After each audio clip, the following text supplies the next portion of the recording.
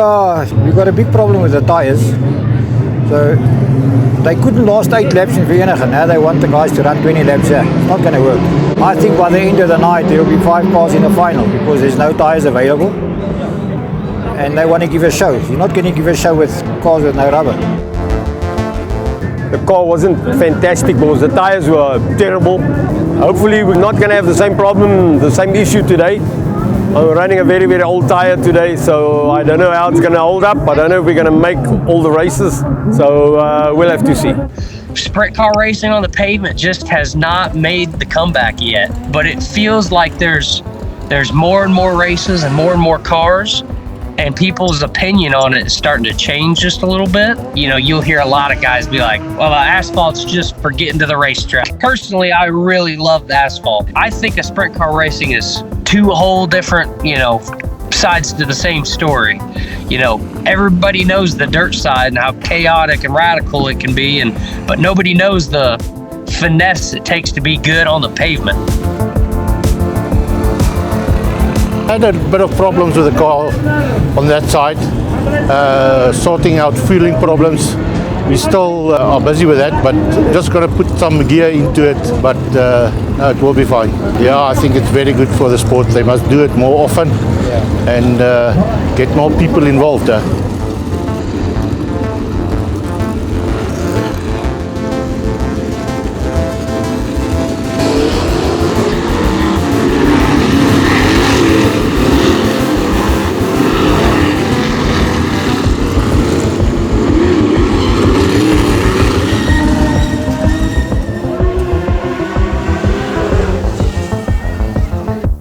I'll take Mark's second-hand tyre and put it on Shane's car. It's a different compound and it's already scrubbed, so better for this car. We took an old tyre off one of the other cars. We put it on my car to run the night. So then I felt a lot more comfortable because, a tyre cost me my first heat in Vereniging.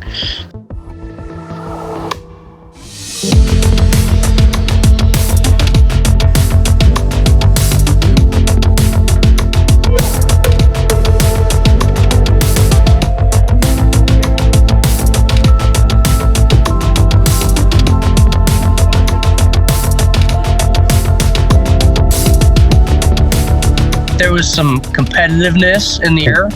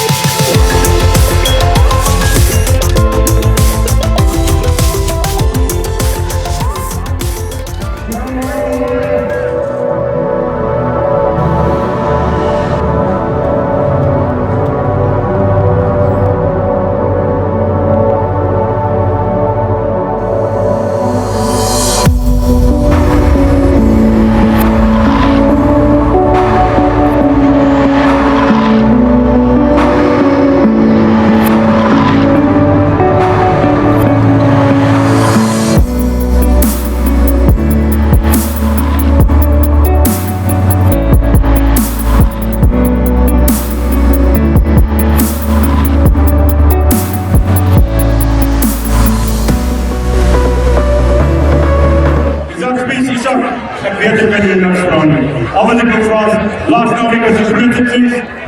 I toespeelt aan de mensen. Ik goed is hier in de schade is right, lijkt het. En dan allemaal in de leven. Zijn de kansen drijven, dat is een ergens van. Hoe zal je? Je kan zien met iemand daar is in. Dan kan je dat ook kiezen. Dames en heren, de meter van Vienna gaan Isaac Spies.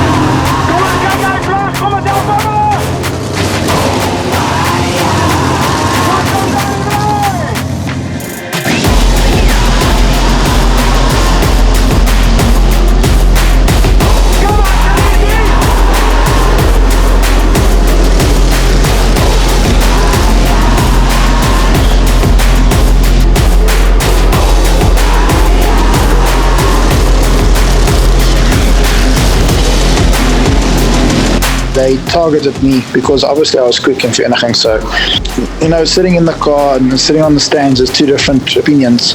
When I was in the race, I could see the two Americans, blocking us.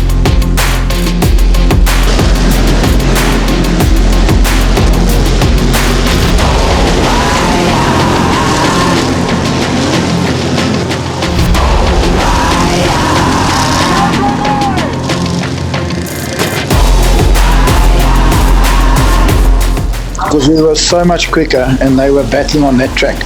So I could see them, blocking me. And when I finally got a gap, then I just got basically run off the track.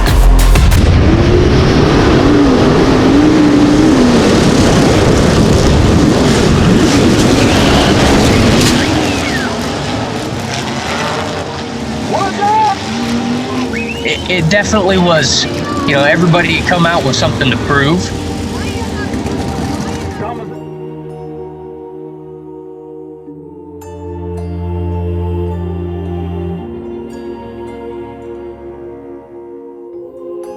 So I didn't really do real good, but I definitely got a good view of the race from the infield.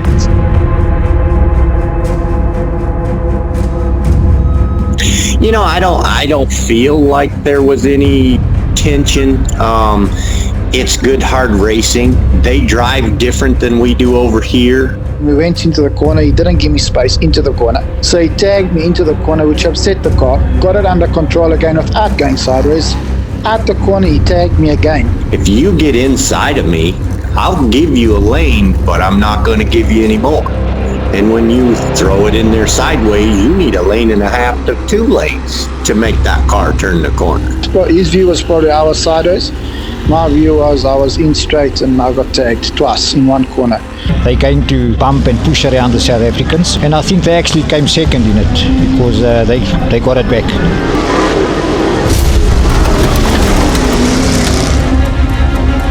He was in for that number 11, Charles Carlson. Sorry to say, but that's a fact. I just stood my ground and, we kept banging wheels. But, it's not that I was intentionally driving into them or anything. I just held my own. I can run wheel to wheel with anybody over here for lap after lap after lap after lap, and you can't hardly put your finger between them 2 cars and never touch one another. So, it's just a different style of racing over there. So, when you take their style and my style or our style over here, the two rub a little.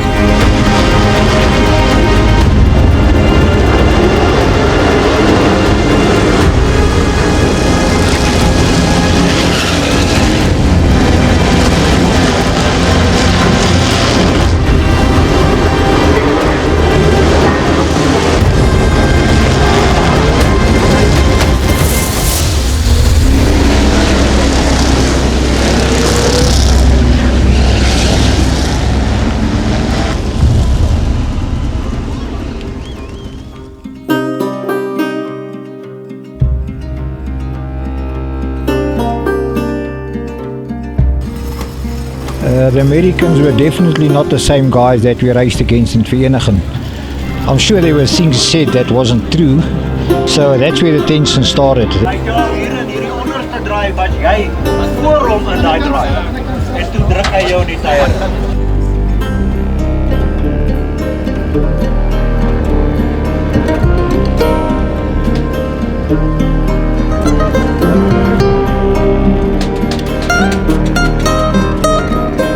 As I fired at the drive line, moved forward, and I had no drive.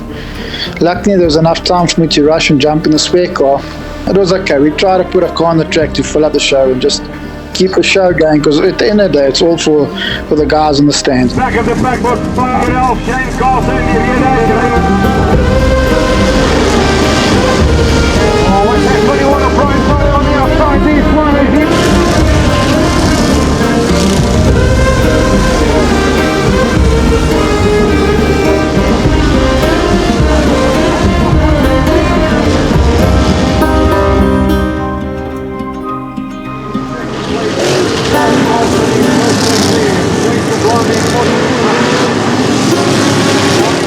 running into a bit of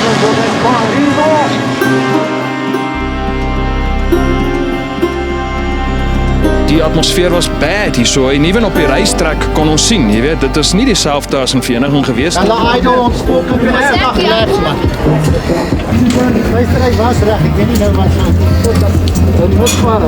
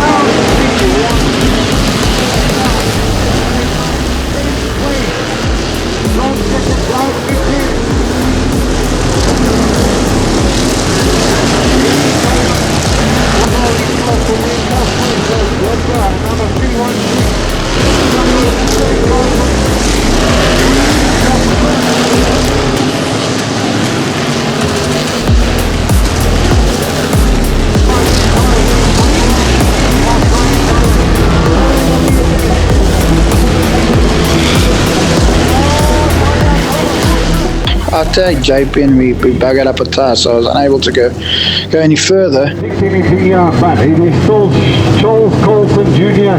in the lead. JP Tolliard will join back in second place. Ryan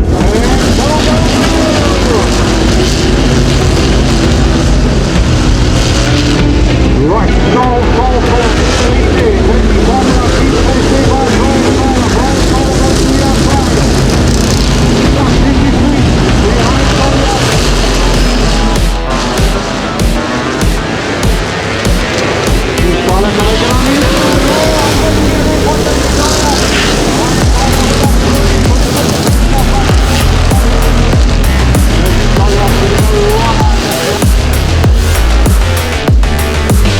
Charles was just miles ahead, and it was a white flag. So a case like that, he had the race won.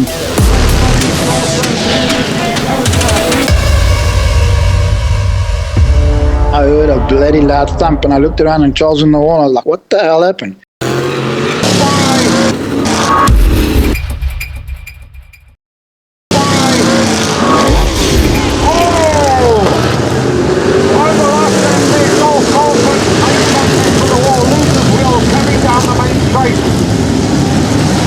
Right, so people, I'm asking you please to stand back.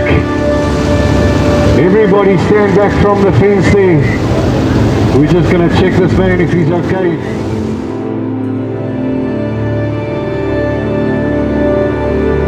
Coming down the straightaway, when that wheel come off, I mean, even in the car myself went, oh, this is going to hurt. We ran over to him and I said to him, the throttle jam. He said, no, something broke. He couldn't do anything about it. And then he said, I think my leg's broken. And I was like, what?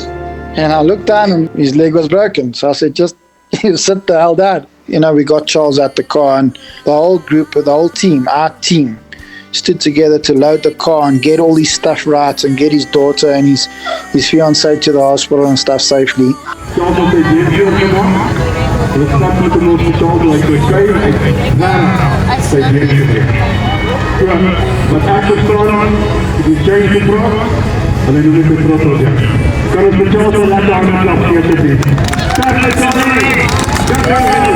It's how you live.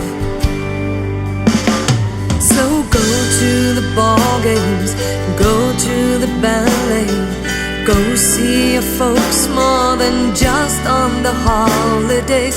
Kiss all your children, dance with your wife, tell your husband you love him every night.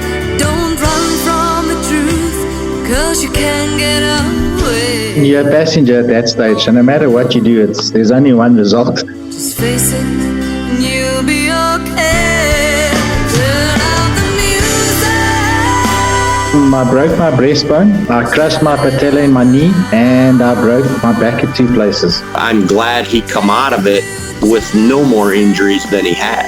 You know, it could have been a lot worse. He's battling. He went to a physio on Wednesday. They took his leg to 80 degrees, really suffering. And I want to say thanks to everybody for their wishes and that for Charles. 'Cause it's not who you knew, and it's not what you did, it's how you live.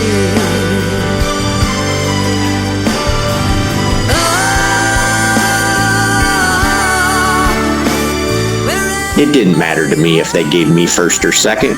I was just glad to see that he was still okay. You know, other than that, who cares?